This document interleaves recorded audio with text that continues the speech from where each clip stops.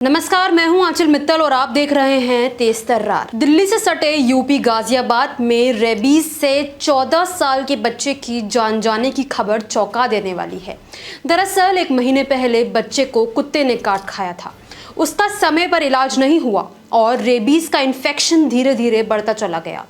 जब बच्चे को कुत्ते ने काट लिया तो उसके कुछ दिनों बाद ही बच्चे में अजीबोगरीब लक्षण भी नजर आने लगे। वो बच्चा हवा और पानी तक से डरने लगा था। लेकिन दुखद ये है कि जब तक उसके घर वाले उसे डॉक्टर के पास लेकर गए तब तक बहुत ज़्यादा देर हो चुकी थी। इस घटना से पता चलता है कि रेबीज का अगर समय से इलाज ना हो तो ये खतरनाक रूप ले लेती है। रिपोर्ट्स की माने तो हर साल रेबीज की वजह से 18 से 20 हज़ार लोगों की मौत होती है।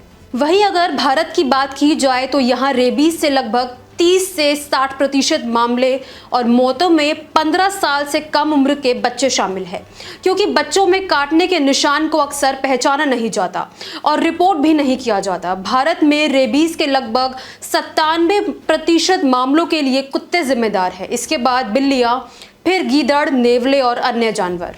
अब आपको बताते हैं कि आखिर रेबीज है क्या। रेबीज एक बीमारी है जो कि रेबीज नामक विषाणु से होती है। ये मुख्य रूप से पशुओं की बीमारी है, लेकिन संक्रमित पशुओं से इंसानों में भी फैलती है। ये वायरस संक्रमित पशुओं के लार में रहता है। जब कोई जानवर किसी इंसान को काट लेता है तो ये वायरस शरीर में प्रवेश कर जाता है। ये भी बहुत मुमकिन होता है कि संक्रमित लार से किसी की आंख, मुंह या खुले घाव में संक्रमण हो। इस बीमारी के लक्षण मनुष्य में कई महीनों से लेकर कई वर्षों तक दिखाई देते हैं। हालांकि ज्यादातर ये लक्षण 1 से 3 महीनों में दिखाई दे जाते हैं। अब बात करेंगे इस बीमारी के लक्षणों की। रेबीज के लक्षण संक्रमित पशुओं के काटने के बाद या कुछ दिनों में आने लगते हैं, तो वहीं कुछ मामलों में रोग के लक्षण दिखने में कई दिनों से लेकर कई वर्ष तक लग जाते हैं। रेबीज का खास लक्षण ये है कि जब पशु काटता है उस जगह मांसपेशियों में सनसनाहट की भावना पैदा हो जाती है।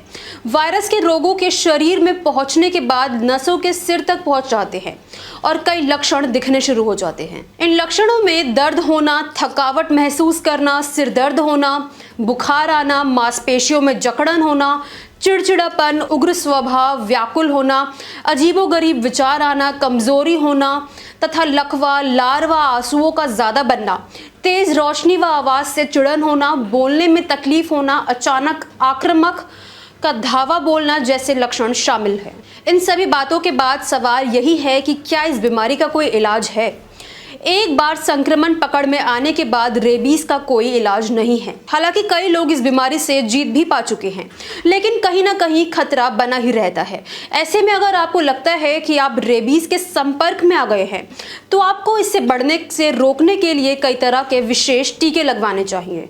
कई लोगों के घर में पालतू जानवर के तौर पर कुत्ते हैं, तो वो क्या उनको इससे कोई सावधानी बरतने की जरूरत है। इससे पहले सबसे ज़्यादा ज़रूरी है कि खान पान और उसको दिए जाने वाला माहौल, ताकि आपका पालतू जानवर किसी को अपना शिकार ना बना ले।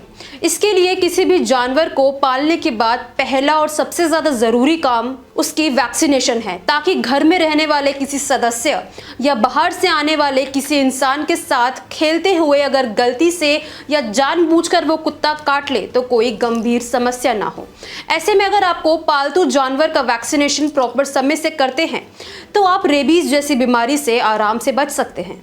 देखिए, अगर कुत्ता काट भी लेता है तो उस जगह पर ठीक से फर्स्ट एड कर ले। फिर 24 घंटे के अंदर आपको रेबीज की वैक्सीन और इसकी 4 से 5 डोज को पूरा कोर्स करना होगा। आमतौर पर कुत्ते के काटने के बाद 5 इंजेक्शन लगाने की ज़रूरत पड़ती है। इसके लिए पहला शॉट 24 घंटे के अंदर लगाना चाहिए। इसके बाद तीसरे दिन, 7वें दिन, 14वें दिन और 28वें दिन लगता है। साथ ही 48 घंटे के अंदर काटे हुए शरीर के भाग पर इम्यूनोग्लोबुल देना चाहिए। देखिए, कुछ चीज़ें ऐसी भी होती है जिन्हें कुत्ते के काटने पर बिल्कुल नहीं करना चाहिए। ध्यान रखें कि कुत्ता काटने के बाद घाव पर पट्टी नहीं बांधनी चाहिए। घाव पर तेल, हल्दी या किसी घरेलू चीज़ को नहीं लगाना चाहिए। हम आशा करते हैं कि तेज तर्रार द्वारा दी गई ये जानकारी आपको पसंद आई होगी और इसको लेकर जो भी आपकी राय है, जो भी आपके सवाल है, हमारे साथ कमेंट बॉक्स में ज़रूर शेयर करें। साथ ही तेज तर्रार के साथ बने रहें।